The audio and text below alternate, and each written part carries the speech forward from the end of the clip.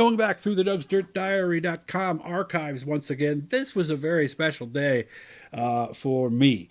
Got a chance to ride out with Stu Shepard. We were going to Rotterdam Square for the car show that takes place there every spring. But before that, Dan Pilot got to me and says, I'm going to take you someplace that you've never been before. I don't know how many of you guys know where this place is right now, but you're going to know here in a couple of seconds. This was Jumpin' Jack's Pro Speed, where Ronnie and, of course, Jack Johnson did the work on their cars. Of course, they had a parts truck for a long time and would bring that to the racetrack, a good way to kind of keep parts in stock for yourself and try to make a little money while you're doing it. This was the place that they did everything out of back in Duanesburg. At least I'm pretty sure it's Duanesburg. I don't know where we were at the time. Any of you guys that ran Albany, Saratoga, and a lot of those tracks know this. This was looking inside the parts trailer that obviously was not ready quite yet to go to the racetrack, but that is where this was like their counter where you pay and see them right there. And then, of course, they kept everything in the back. So had a little extra panel in there for Ronnie. As you can see, there was still a lot of work to be done. Looks like some new shelves were built in there, and they were getting that thing ready to go.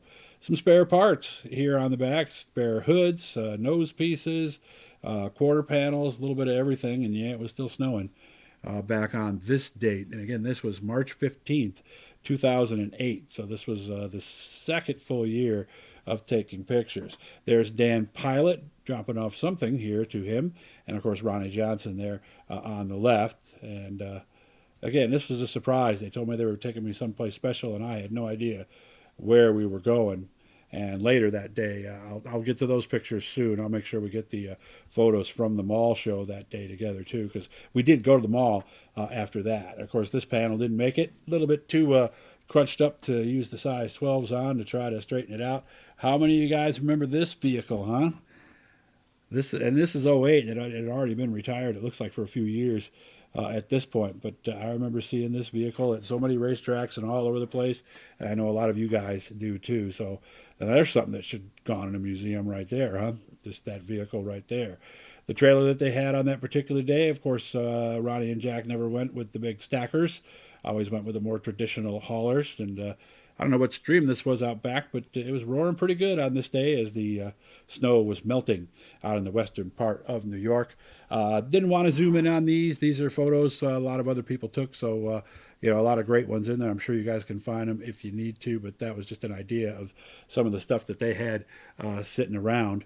And, of course, there's one of Jack's old cars, one of the replicas up there on the top. Now the actual shop where, geez, look at this, guys. Jack Johnson and Ronnie Johnson, their race cars are here, and they look like they're pretty close at this stage of the game. So I had a chance to get up close to them and see what they were going to look like before they would head out to the racetrack.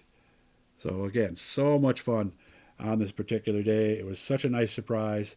Because people say, "Oh, it'll take you someplace," and you don't know what you're going to see. So, Ronnie Johnson here at the desk getting some work done, and I can't remember this gentleman's name right here, but he was the guy you probably talked to on the phone if you called. And there's the cars out in the shop getting ready to go. Maybe this is what Dan Pilot was dropping off. Maybe these were the body panels. I'm not really sure, but so cool to see Ronnie and Jack's cars in the shop getting assembled, getting ready to go for the 2008 racing season. And man, it's still hard to believe. This was 16 years ago now. 16 years and a couple of weeks actually is how long ago this was. And again, you can always tell the big block, the header spaces are equal. Okay, that's how you can tell. It's a big block. Small blocks are not that way. Ford engines are that way though, so that's a different deal there. Looking inside the cockpit here. Looks like they've done a lot of work here. And there's the rear end. And, of course, the panhard bar is on the other side, as we know. That's the oil. One of them is the send line. The other is the return for the sump tank. Okay, that's what a dry sump system is.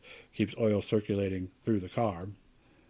And still getting some graphics done on the back here and getting ready to go. Little discussion with everybody up there. So But again, it was a lot of fun getting out there and seeing the stuff they had. And of course, who doesn't need a good sheet metal break, right? So, guys, make sure to subscribe, turn on those notifications, all that cool stuff. We're going to have another one right up after this from 2011. And this was out when Weedsport had a different name and only had it for 1 year. Do you guys know what it is?